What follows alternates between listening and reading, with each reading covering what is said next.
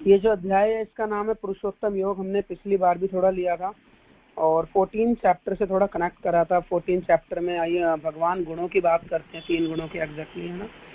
और 3 गुणों को अब कैसे लांगा जाए उसके लिए भगवान 15वें चैप्टर में बताना स्टार्ट करते हैं, क्योंकि 3 गुणों को, एक होता है गुणातीत, एक होता है गुणाधीन।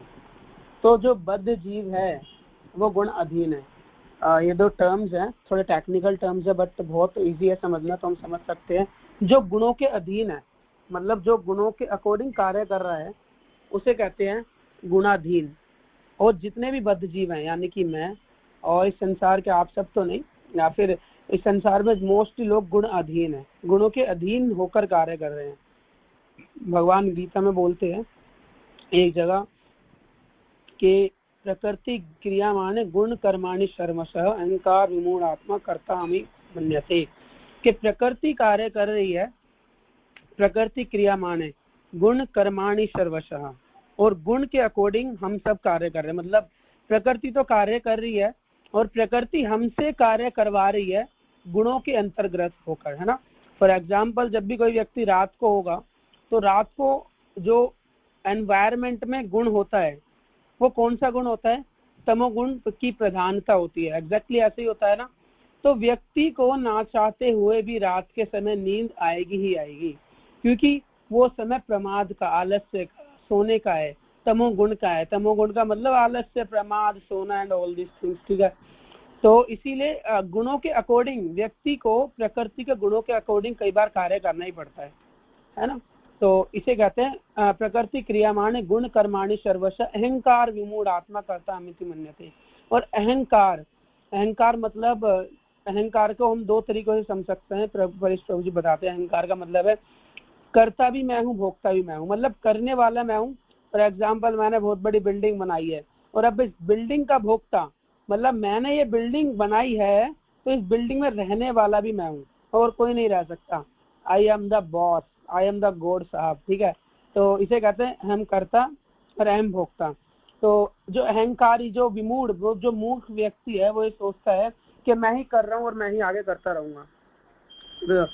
ये 3 गुणों की भगवान जब 14 चैप्टर में बात करते हैं, उसके बाद 15 चैप्टर में आते हैं कि गुण अधीन, हम सब गुण अधीन है। तो जब हम गुणातीत, मतलब जो गुण, जो प्रकृति का गुण जिसके अकॉर्डिंग कार्य कर रहे हैं, वो है गुणातीत। गुणातीत मतलब जो गुणों का भी मालिक है, गुणों के ऊपर एक राजा साहब बैठे हुए हैं, वो है भगवान श्री कृष्ण।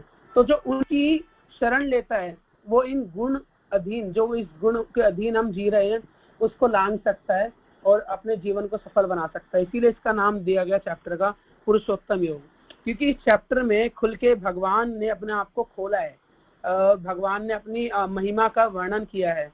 तो इसीलिए इस चैप्टर में जो भी इस चैप्टर के अकॉर्डिंग उसकी भगवान में श्रद्धा और बढ़ती है तो वो ऑब्वियसली गुणों को लांघ सकता है। तो ये पूरा कंटेक्स्ट था 14 चैप्टर से 15 चैप्टर का, और कुछ इसमें भी, श्लोक में भी इसका कनेक्शन है। तो भगवान ने निकलवाया, परंपरा ने निकलवाया, तो निकल गया, ठीक है। आगे अब हम श्लोक को पढ़ते हैं।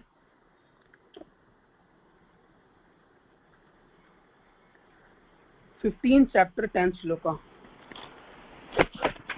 उत्क्रमांतम स्थितम वा अपि भुजानम वा गुणवतितम विमूढ़ानानुपश्यन्ति पश्यन्ति ज्ञान चक्षुषः। एक बार वो पढ़ लेते हैं। उत्क्रमांतम स्थितम वा अपि भुजान वा गुणावितम विमूढ़ानानुपश्यन्ति पश्यन्ति ज्ञान चक्षुषः।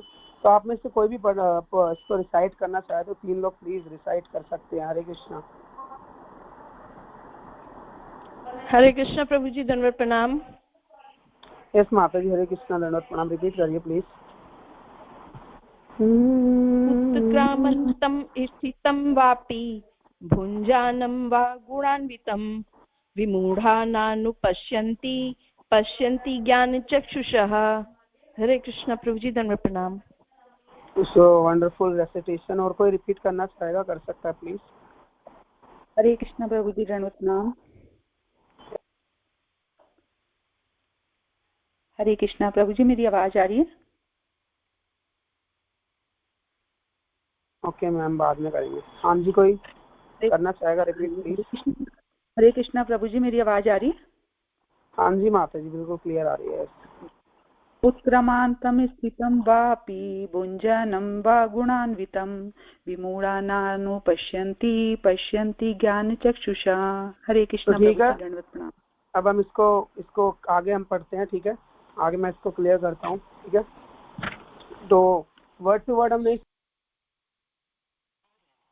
डायरेक्ट हम उसके मूड पे आएंगे, श्लोक के मतलब पे आएंगे। मूर्ख ना तो समझ पाते हैं कि जीव किस प्रकार अपना शरीर त्याग सकता है। ठीक है, एक बार फिर से, मूर्ख ना तो समझ पाते हैं कि जीव किस प्रकार अपना शरीर त्याग सकता है, ना ही वे समझ पाते हैं कि प्रकृति के गुणों के अधीन, है ना, यहाँ पे प्रकृति के गुणों के अधीन की बात हुई है इस चैप्टर में भी। श्लोका नंबर इज 15.10, आप ओपन अप कर सकते हैं, तो नो प्रॉब्लम एट ऑल। ना ही वह समझ पाते हैं कि प्रकृति के गुणों के अधीन वह किस तरह के शरीर का भोग करता है, लेकिन जिसकी आंखें ज्ञान में प्रशिक्षित होती है वह यह सब देख सकता है। हरे कृष्णा। श्री प्रभुपाद की जय, तो महाराज की जय। तो इस संसार में अलग अलग तरह के मनुष्य हैं, जैसे 4 लाख प्रकार के मनुष्य हैं ऑब्वियसली। तो इन 4 लाख प्रकार के मनुष्य अलग अलग चेतना पे कार्य कर रहे हैं कि नहीं। कोई मजे ले रहा है खाने में, कोई मजे ले रहा है पीने में, तो कोई आनंद ले रहा है भगवान के नाम में, तो कोई आनंद ले रहा है हिमालय की गोद में, है कि नहीं। हर व्यक्ति अलग अलग तरीके से अपने जीवन को ढाले हुए है, और इस जीवन को कैसे जी रहा है नोबडी नोज। ठीक है, तो ये जो सिनेरियो है, तो एक तरह के व्यक्ति तो होते हैं, तो सबसे पहले जिन्हें यही नहीं पता कि खाना क्या है, पीना क्या है और जीना कैसे है।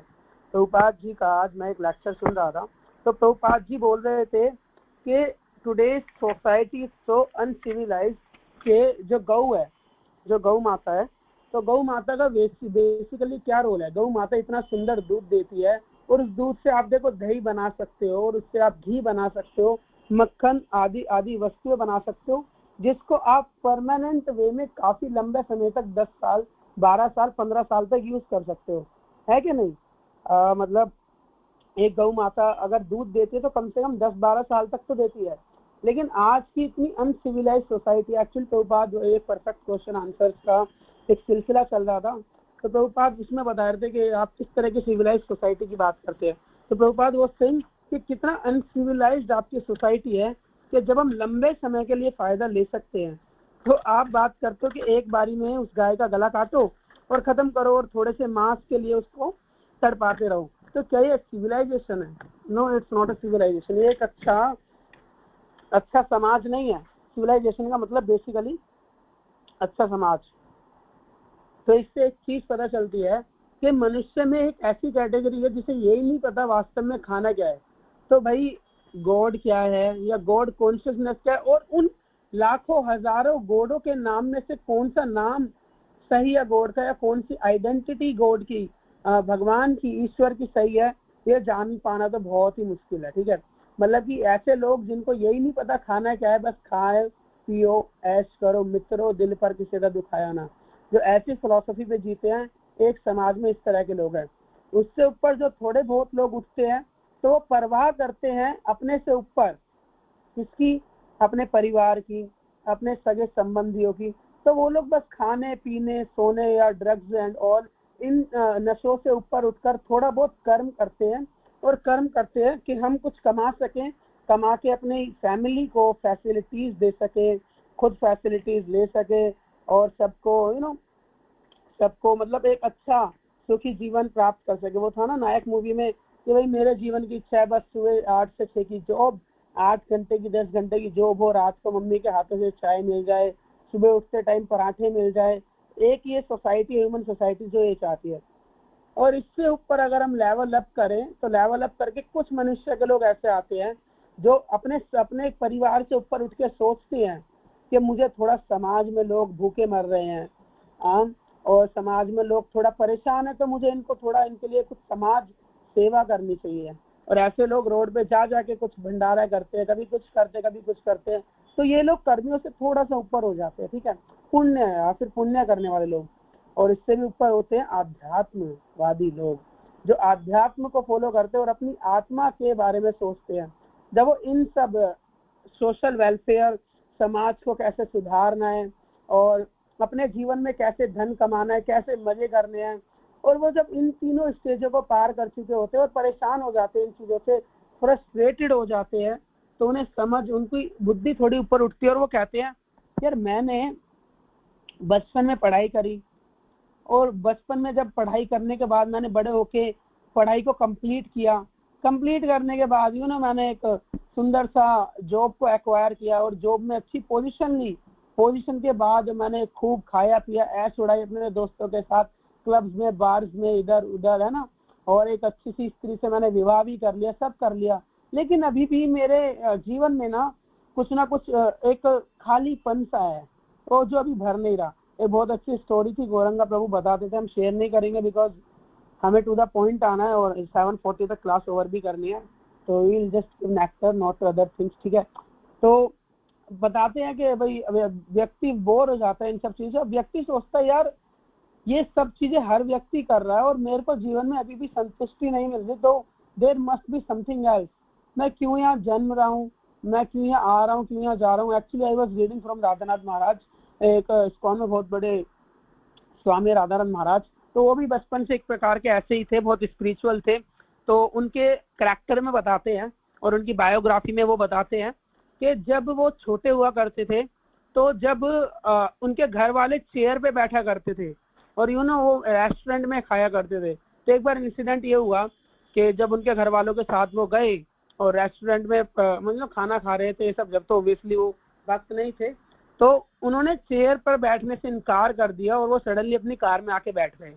और जैसे वो कार में आके बैठे तो उनके ग्रैंडफादर, उनके मतलब दादाजी ने बोला कि उनका नाम था एक्चुअली रिची, ठीक है, राधानाथ महाराज का बचपन में नाम था रिची। तो बोला रिची आप मतलब यहाँ पे आके क्यों बैठ गए, क्यों तुम वहाँ पे, हम सब पूरा परिवार टेबल पे खाना खा रहा है और हम इतनी दूर से रेस्टोरेंट में चलकर आए हैं और तू सब कुछ छोड़ के यहाँ पे आ गया, व्हाट इज दिस।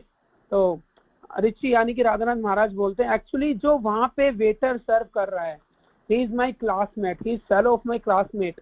तो मैं अपनी फैसिलिटीज, मैं अपने उच्च स्तर या फिर मैं अपने आप को ऊपर देखकर दूसरों को नीचे दिखाकर अपने आप को ऊपर देखकर मेरे को सहन नहीं होता। तो ये उस लेवल को मतलब पार कर चुके हैं जो लोग अपने आप को नेम, फेम या फिर सोशल वेलफेयर में बहुत ऊंचा समझते हैं। तो ये उस लेवल पे आ चुके हैं कि जिनको दूसरे को देख के दुख हो रहा है।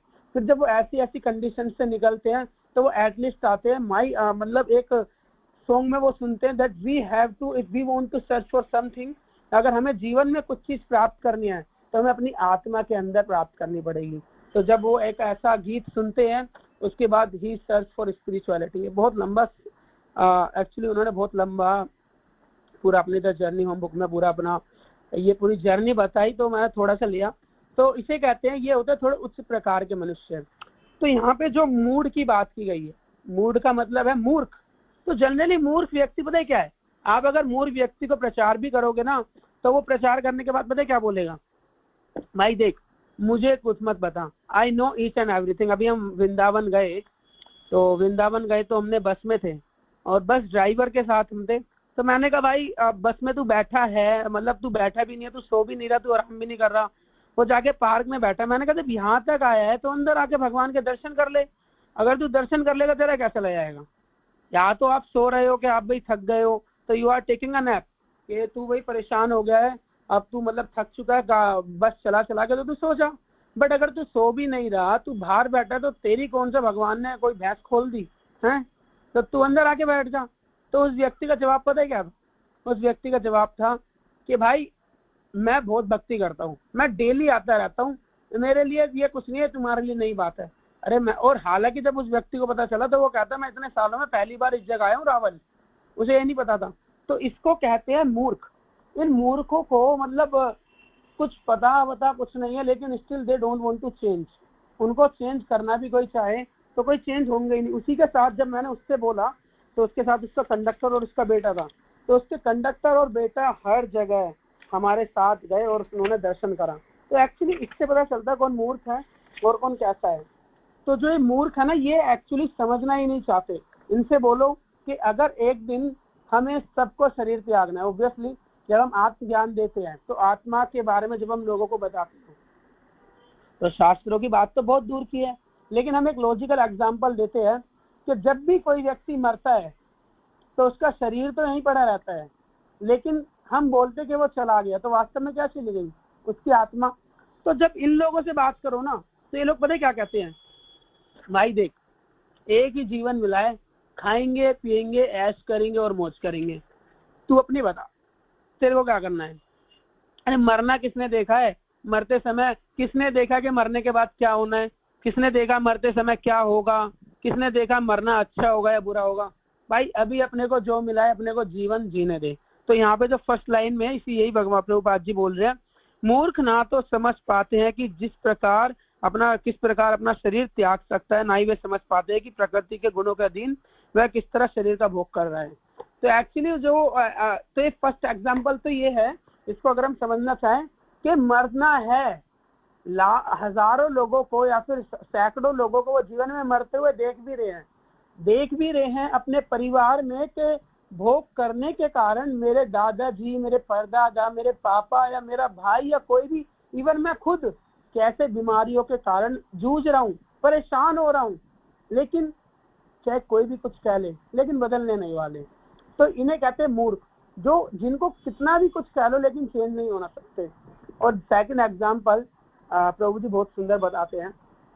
प्रभु जी एक बार बेसिकली बहुत बड़े रिच लोगों को प्रचार करने गए, तो उन्होंने बोला कि जन्म मृत्यु, प्रभु जी ने बोला जन्म मृत्यु जरा व्याधि दुख दोष अनुदर्शन। भगवत गीता बोलती है जन्म मृत्यु जरा, यानी जरा और व्याधि मतलब बीमारी और बुढ़ापा, ये चारों दुख का दर्शन है। एक्चुअली कोई बोले मेरे जीवन में कोई दुख नहीं है, भाई मेरे को तो अच्छी बीवी मिली है, अच्छा बेटा मिला है और मुझे अच्छी घर मिला है, बंगला मिला है, बंगला गाड़ी पैसा दिला दे, अपनी भी तो लिफ्ट करा दे, अपनी भी तो लिफ्ट करा दे। यहाँ तो वो था ना वो गाना। माता जी एक मिनट अभी डिवाइन बैक करता हूँ।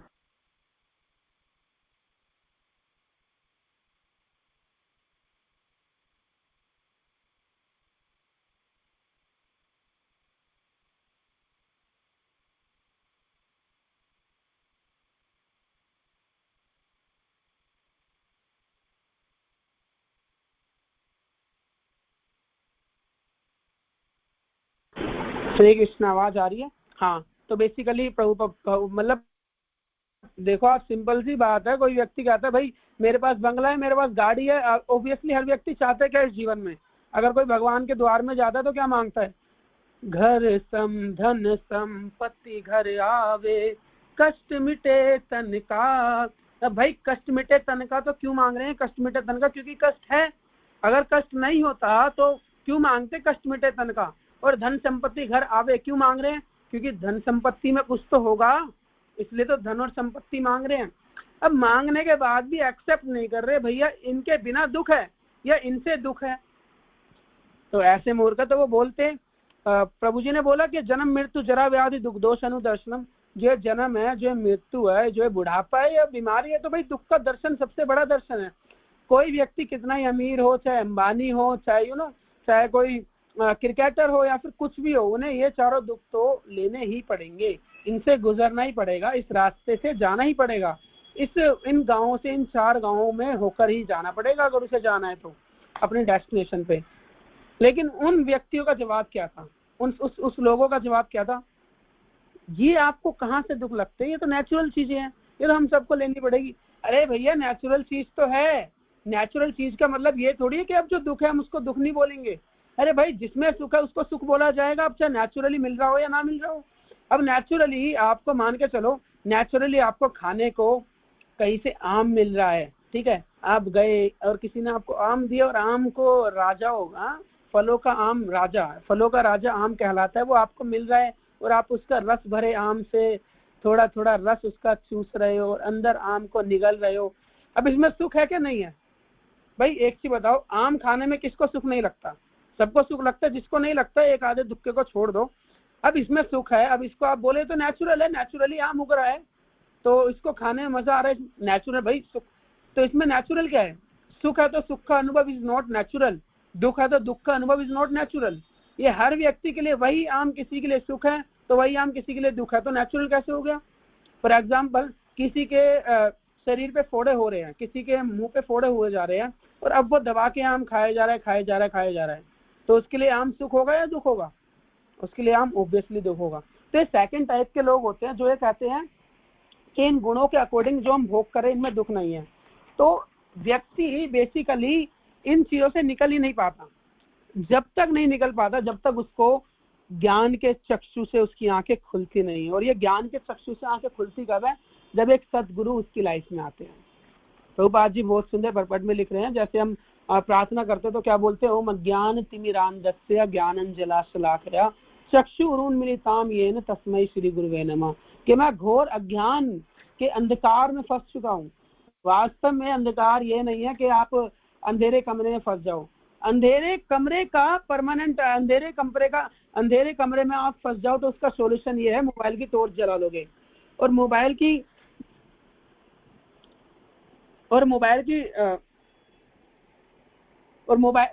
की अगर टॉर्च ना हो तो आपको कैंडल मिल जाएगी। और अगर वो भी ना हो तो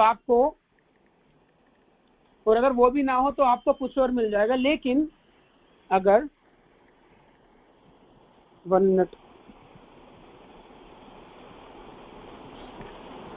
कृष्ण, लेकिन अगर आपको अगर आपको अज्ञान के अंधकार में फंसा दिया जाए, जो कि पूरा संसार अज्ञान में है, तो उसका एक ही मात्र उपाय है, वो है एक गुरु का जीवन में आना, सदगुरु का जीवन में आना, है ना। ओम अज्ञान तिमिरांधस्य, हम घोर अंधकार में फंस चुके हैं और इस अंधकार से निकालने वाले सदगुरु जब हमें आते हैं तो वो हमें ज्ञान के चक्षु देते हैं। तो देखो, चक्षु तो सेम रहते हैं, ये नहीं है कि आंखों की सर्जरी हो जाती है, लेकिन हमारे हृदय, जो हमारी सोच विचार करने के आंखें हैं,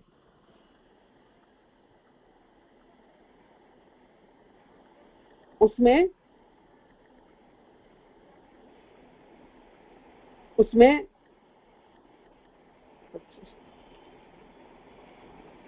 पर जो हमारी सोच विचार करने की आंखें हैं उसमें चेंज आ जाता है। उस अज्ञान की आंखों को ज्ञान में परिवर्तित कर देते हैं गुरुदेव। तो ये दिस इज गुरुदेव। एक्चुअली जब हम स्पिरिचुअलिटी में होते हैं या कहीं भी होते हैं तो बेसिकली क्या चीज है? बेसिकली देखा जाता है कि आप कोई भी कार्य कर रहे हो, आप उस अज्ञान के साथ उस कार्य को करते हो। जब भी कोई कार्य करते हो, जो ज्ञान हमें वास्तव में लग रहा है, कोई व्यक्ति कहेगा कि मैं ये कार्य कर सकता हूँ, मैं ये कार्य कर सकता हूँ, मैंने ये एबिलिटी है, बट आप देखो बिना गुरु के कोई भी कार्य आप क्या कर सकते हो? जब बच्चा आता है कोई भी कार्य उसे करना नहीं आता, या तो माँ उसकी गुरु बनती है, आगे जाके पिता बनते हैं, आगे जाके टीचर्स बनते हैं, और जब आत्मा की बात आती है तो एक सदगुरु उसके गुरु बनते हैं। वास्तव में इंसान को तो कुछ आता ही नहीं जब मनुष्य होता है। इसलिए क्या बोलते हैं हमारे शास्त्र, क्या बोलते हैं, ये शूद्रों की बात होती है, जन्म जायते शूद्र संस्कार भवेद द्विजः, कि हम जन्म से शूद्र हैं।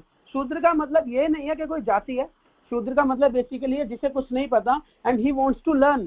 तो जब हम सीखने लग जाते हैं उसके अकॉर्डिंग हम क्षत्रिय, ब्राह्मण आदि आदि, या फिर भक्त आदि आदि हम चीजें बनते हैं, या फिर आदि आदि हम पदों को प्राप्त करते हैं। तो कमिंग टू द पॉइंट के जो मूड है, जो अज्ञानी है, वो कभी भी अपने बिना ज्ञान के चक्षुओं को इन चीजों को देख ही नहीं सकता। और हमने देखा है जब कोई सदगुरु हमारी लाइफ में आते हैं तो सदगुरु के आने के बाद ही हमें आत्मज्ञान होता है। अरे भैया, लोगों को ये नहीं पता कि खाना क्या है, पीना क्या है, खेलना क्या है, सोना क्या है, कुछ आता ही नहीं, तो आत्मज्ञान की तो बहुत दूर की बात है। तो इसमें गुरुजन, भगवान के शुद्ध भक्त हमारी हेल्प करते हैं। इसीलिए बिना गुरु का, कल ही एक प्रश्न था, क्या बिना दीक्षा लिए हम हरे कृष्णा महामंत्र को से सदगति प्राप्त कर सकते हैं? तो बहुत सुंदर प्रभु जी ने एग्जाम्पल दिया कि हरे कृष्णा महामंत्र के बिना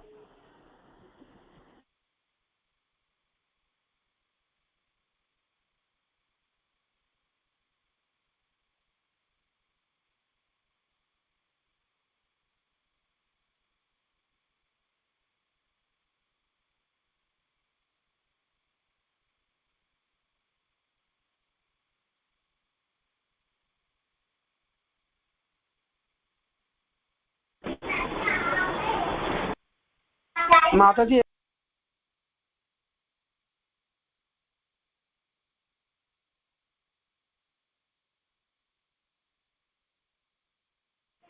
हरे Krishna, sorry for the interruption, वो प्रभु जी का कॉल था, sorry for that.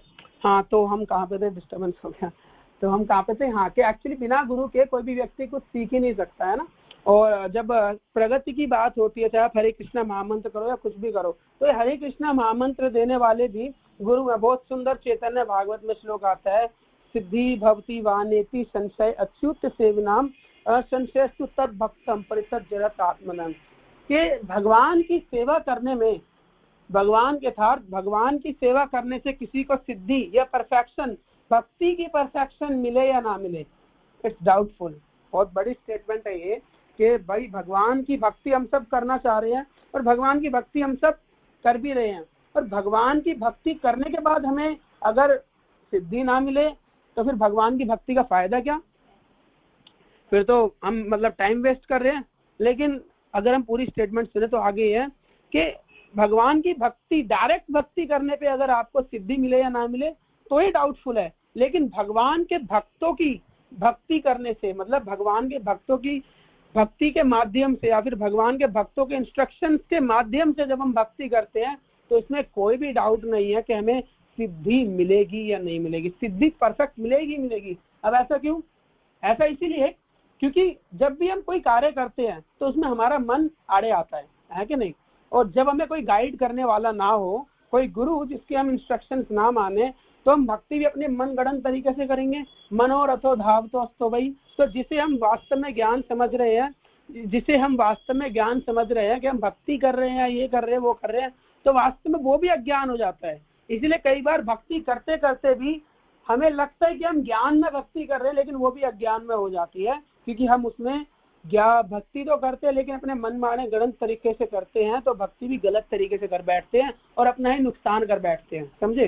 For example, आपकी लाइफ में कोई भी आप एक नया इंस्ट्रूमेंट अपने घर में लेके आए, है क्या नहीं? फॉर एग्जाम्पल, आप हारमोनियम घर में लेके आए, अब आपको पता नहीं है हारमोनियम बजेगा कैसे, आपने यूट्यूब से देख लिया, सब कुछ कर लिया, लेकिन अगर आपने किसी व्यक्ति से सीखा नहीं तो आप हारमोनियम पे हाथ चलाने लग जाओगे, सारे गामा पाधा नी सा पाधी ना सी सारे नी टंग टंग टंग टंग टंग टंग, है कि नहीं? बस बजाए जा रहे हो। अब आपको उसकी नॉलेज न होने की वजह से कभी हवा ज्यादा भर जाएगी, कभी हवा कम हो जाएगी, और ऐसा करने से हारमोनियम की ट्यूनिंग भी बिगड़ सकती है और आपकी तो ट्यूनिंग बिगड़ेगी। तो जो वास्तव में ज्ञान के चक्षु देने वाले हैं वो है गुरु। और इसीलिए बोला गया गु शब्दस्सु अंधकार, रू शब्दस्सु अंधकार निरोधकः, के गु का मतलब है अंधकार और रू का मतलब है अंधकार निरोधक। जो गुरु शब्द है जो हमें अंधकार से प्रकाश की ओर लेके जाए। अंधकार का मतलब ये नहीं है कि अंधेरे कमरे से बाहर लाइट में कमरे की ओर, मतलब जिस कहते हैं ना, जैसे अब हमें व्यक्ति, जैसे लोग हमें सब कुछ बता रहे हैं कि ये गलत है, ये गलत है, ये गलत है। जैसे हमने एग्जाम्पल लिया, मरते हुए व्यक्ति को देख रहे हैं, बुढ़ापा देख रहे हैं और फिर भी ये नहीं अनुभव कर रहे कि ये दुख है। तो ऐसे लोगों को मतलब सब कुछ पता होने के बाद भाई नहीं अनुभव करते, तो इट मीन्स कि वो अभी अंधकार में ही है। तो ऐसे अंधकार से गुरु ही उसे दूर क्यों ले जा सकते हैं, क्योंकि गुरु के अंदर भगवान की शक्ति समाहित होती है। एक नॉर्मल व्यक्ति किसी को बोले कि तुम भक्त बन जाओ, क्या वो बन सकेगा? नहीं। लेकिन जिसके अंदर जितना भगवान अंदर जगी हुई अवस्था में होंगे, कृष्ण जिसके अंदर जितने समाये हुए होंगे कृष्णा, वो ही तो उतना कृष्णा को बांट सकेगा। इसीलिए दर्शने पवित्र करो यही तुम्हारा गुण। बड़े बड़े साधुओं के, प्रभुपाद जैसे साधुओं के, प्रभुपाद के दर्शन करने से ही लोग भक्त बन जाते थे, और बात करने की तो बात ही क्या है कि नहीं? तो इसीलिए जिसके अंदर, और ये जो गुरु हैं उनके अंदर उतने ही कृष्ण समाये होते हैं। इसीलिए नॉर्मल व्यक्ति अगर उन्हें बोले भी ना आत्मज्ञान दे तो वो चेंज नहीं होने वाले, लेकिन जब एक गुरु, एक साधु उनको आत्मज्ञान देते हैं शास्त्रों के माध्यम से, तो उनके अज्ञान में चक्षु खुलते हैं। This is the main formula. ठीक है, माता जी से यहाँ पे एंड करना है, 5 मिनट और ले सकते हैं इस टाइम में। यस प्रभु जी, अभी हमारे पास समय है, आप ले सकते हैं। ठीक है, तो एक पॉइंट और लेना है जो प्रभुपाद जी परपंच में बहुत सुंदर बता रहे हैं कि बेसिकली ऐसा व्यक्ति जो काम तथा इच्छा के कारण निरंतर मूर्ख बनते रहता है, अपने शरीर परिवर्तन तथा विशेष शरीर में अपने वास को समझने की सारी शक्ति खो बैठते हैं। तो बेसिकली मूर्ख, पता लोग जनरली इस आत्मज्ञान को ले क्यों नहीं पाते, वो है बेसिकली LSD फॉर्मूला। अभी LSD क्या है? LSD की अगर हम फॉर्म देखें तो LSD एक ऐसा ड्रग है, एक ऐसा ड्रग है जो व्यक्ति को मतलब पागल कर देता है। एक व्हाइट कलर का ड्रग आता था, और जिस समय प्रभुपाद जी अमेरिका गए तो उस समय लोग इसी चीज के पीछे पागल थे। LSD, cocaine, heroine and all, ये सब तरह के अनेकों ड्रग्स जिसको लेकर बंदा पागल हो जाता है। इसकी फुल फॉर्म अगर पढ़े तो फुल फॉर्म ये है, वो भी बता देता हूँ मैं। LSD is basically lysergic acid diethylamide. ठीक है, ये एक ऐसा इलीगल ड्रग है जो हमें एक बेसिकली फार्मेसी ने दिया है। जो फार्मेसी दवाई बनाने के लिए बनी थी, हमारे इलाज के लिए बनी थी, उसने हमें ये दिया है कि हम और इससे खतरनाक इलाज कर सके। तो वैसे तो LSD का मतलब ये है, लेकिन प्रभुपाद जी जो यहाँ पे काम तथा इच्छा बोल रहे हैं, अगर इसको हम ट्रांसलेट करेंगे इन इंग्लिश तो इसका मतलब लस्टफुल डिजायर। तो एक्चुअली जो लस्टफुल डिजायर्स का ड्रग हम ले रहे हैं ना, जितनी हमारी काम इच्छाएं, जितनी हमारी लस्टफुल डिजायर्स हैं, उतना हम ज्ञान को पकड़ नहीं पाएंगे। तो this is actually LSD, real LSD है। रियल LSD का ड्रग वो नहीं है। उस LSD के ड्रग से तो कोई व्यक्ति दवाई लेके या फिर उसका एक ना कुछ इलाज हो सकता है, लेकिन ये जो लस्टफुल डिजायर्स है, इस जो ये रियल LSD है, इसका कोई इलाज नहीं है। इसका एक ही इलाज है कि तत्विद्धि प्रणिपातेन परिप्रश्नेन सेव्या उपदेशन्ति ते ज्ञानम ज्ञानिनः तत्वदर्शिनः, है ना। इसका यही है कि आप एक तत्वदर्शी गुरु, जिस गुरु के माध्यम से आप बेसिकली ज्ञान, जो अज्ञान है, जो आपको चक्षु देंगे, ज्ञान में चक्षु देंगे, उनकी सेवा के माध्यम से ही हम इस LSD लस्टफुल डिजायर से बच सकते हैं। अदरवाइज हम बेकार हैं, ये बेसिकली बताना चाह रहे हैं। वरना मूर्ख बनते रहेंगे। जो लस्टफुल डिजायर्स हैं, जो हमें ये काम इच्छाएं हैं, कि हमें इधर उधर दौड़ाती रहेंगी। आप देखो, जो ये कर्मी लोग हैं, जो ये भोगी लोग हैं, ये कर क्या रहे हैं? इनको सब कुछ पता होते हुए भी ये पता है भाई कि ये पता है हमें मरना है एक दिन, ये पता है सिगरेट की डिब्बी पे लगा है कि दिस सिगरेट कॉजेज कैंसर, लेकिन इतनी डिजायर है उस सिगरेट को पीने की कि उसके नुकसान तक को भूल जाते हैं, है कि नहीं? अगर हम इसे कनेक्ट करें तो सिमिलरली लस्टफुल डिजायर्स हमारी लाइफ में इतनी है, ऑब्वियसली डिवोटीज की नहीं, जो नॉर्मल व्यक्ति है उनकी लाइफ में लस्टफुल डिजायर्स इतनी आ चुकी है कि वो मूर्ख बने ही रहना चाहते हैं। मूर्ख से अमूर्खता या फिर समझदारी की ओर वो बढ़ ही नहीं पाते। अगर कोई उन्हें साधु शास्त्र कुछ बताना भी चाहे तो वो समझ नहीं पाते, क्योंकि लस्ट कहते हैं ना, तुलसीदास जी कहते हैं, बहुत सुंदर बोलते थे कि तुलसी पूर्व पाप को हरि कथा ना सोए, जैसे ज्वर के रोग में भूख की क्रिया जाए। तुलसी पूर्व पाप को, अब ये पूर्व पाप क्या है? पाप होते किस वजह से उत्पन्न है? पाप इसलिए उत्पन्न होते हैं अज्ञान से। अब पहले हमारे अंदर अज्ञान होता है, अज्ञान से गंदी इच्छाएं आती हैं, गंदी इच्छाओं से गंदे कर्म होते हैं, यानी पाप होते हैं, और पाप की वजह से हमें गलत चीजें भोगनी पड़ती है कि नहीं? ये जो साइकिल है, तो इसीलिए अज्ञान की वजह से गलत इच्छाएं आती हैं, और गलत इच्छाओं की वजह से हम मूर्ख बने जा रहे हैं, और मूर्ख बनने की वजह से हम अपना जीवन बर्बाद करे जा रहे हैं। और डिवोटीज की लाइफ में भी कभी कभार लस्टफुल डिजायर इतनी हैवी हो जाती हैं कि उनको अपने गुरु या फिर सीनियर्स की बातें समझ नहीं आती, और वो थोड़ी बहुत लस्टफुल डिजायर्स की वजह से, अपनी गंदी इच्छाओं की वजह से भक्ति के पास से हट जाते हैं। क्यों? बस और बस इन लस्टफुल डिजायर्स की वजह से। लेकिन जब उनको दोबारा से साधुओं का संग होता है, अगर वो दोबारा से, आप देखो प्रैक्टिकल ये है, अगर किसी भक्त की लाइफ में कुछ भी अपनी डिजायर्स, अपनी गंदी इच्छाओं की वजह से वो अगर भक्ति में गिरता है, तो उसका दोबारा से वो जब ही उठेगा जब उसे साधु वैष्णव गुरु की वो दोबारा से शरण ग्रहण करे, है कि नहीं? अगर वो कितना ही भजन कर ले, कितना ही कुछ कर ले, लेकिन अगर उसने दोबारा से गुरु साधु शास्त्र की और वैष्णवों की शरण ग्रहण नहीं करी ना, तो वो अपनी लस्टफुल डिजायर्स को जीत ही नहीं सकता। बिकॉज ये शक्ति तो बस भगवान ने अधिकार दे रखा है गुरु तत्व को। इसीलिए जो भी अज्ञान है, जिस अज्ञान के कारण लोग मूर्ख बन रहे हैं, जो श्लोक में बता रहे हैं, वो दूर होगा ज्ञान के चक्षुओं से, और ज्ञान चक्षु मिलेंगे गुरु से, और गुरु ही हमारे LSD से, चुंगल से हमें दूर निकालेंगे। तो मैं अपनी वाणी को सही विराम दूंगा। हरे कृष्णा। शिल प्रभुपाद की जय, गुरु महाराज की जय। निताई गौर प्रेमानंदे। हरि हरि बोल।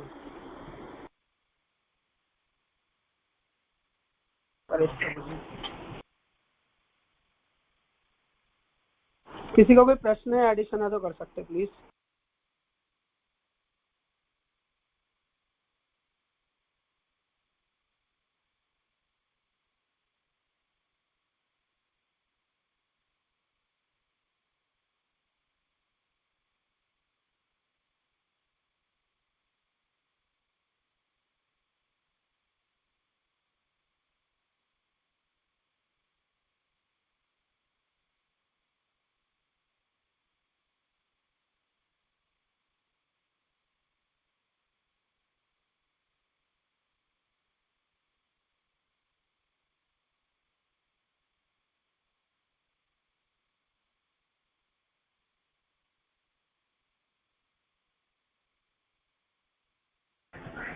हरे कृष्णा प्रभु जी, दंडवत प्रणाम।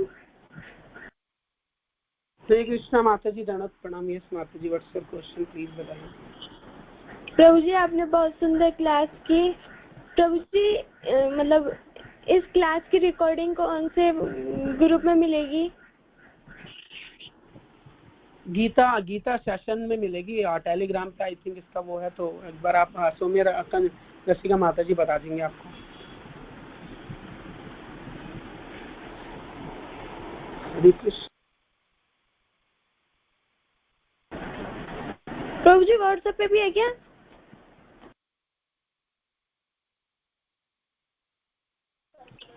माता जी प्लीज बता दीजिए कि व्हाट्सएप पे भी मिल जाएगी क्या रिकॉर्डिंग?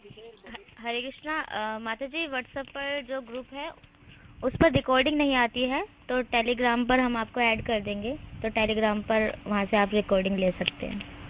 हरे कृष्णा। ठीक है माता जी, हरे कृष्णा, दंडवत प्रणाम।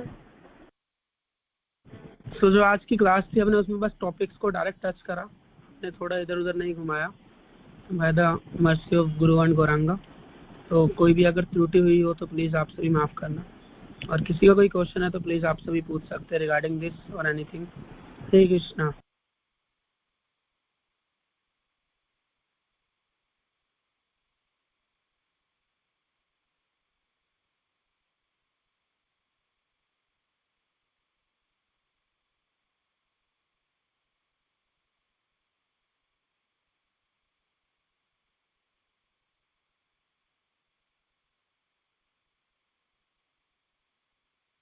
हरे कृष्णा माता जी, दंडवत प्रणाम। किसी का कोई प्रश्न नहीं है तो वाइंड अप करेगा, बताइए। हरे कृष्णा प्रभु जी, दंडवत प्रणाम। यस प्रभु जी, यदि किसी का कोई प्रश्न नहीं है तो आप वाइंड अप कर सकते हैं। And thank you so much प्रभु जी, आपकी सारी क्लासेस बहुत अमेजिंग होती है और बहुत अच्छे एग्जाम्पल होते हैं। ऑल ग्लोरीज टू यू प्रभु ji. Hare Krishna. All glories to his grace Paresh प्रभु and all Vaishnavas, whole guru parampara. जिससे मैंने सीखा मेरे अंदर तो कोई गुण है ही नहीं, ना मैं ही अच्छा वाचक हूँ, ना मैं अच्छा कोई, मैंने बचपन से मैंने बहुत अच्छा लीडर हूँ। तो all glories to whole guru परंपरा जो हमें खींच के बस सब कुछ दिए जा रही है, ना हमारी इच्छा है कि हम कुछ कर सके। ठीक है, तो वाइंड अप करते हैं। वांछा कल्पतरुभ्यश्च कृपा सिंधुभ्यैव च पतितानां पावनेभ्यो वैष्णवेभ्यो नमो नमः। आप सभी भक्तवृंद की जय, श्रील प्रभुपाद की जय, गुरु महाराज की जय। हरे कृष्णा, दंडवत प्रणाम। हरि हरि बोल। सबकी जय, गुरु महाराज की जय।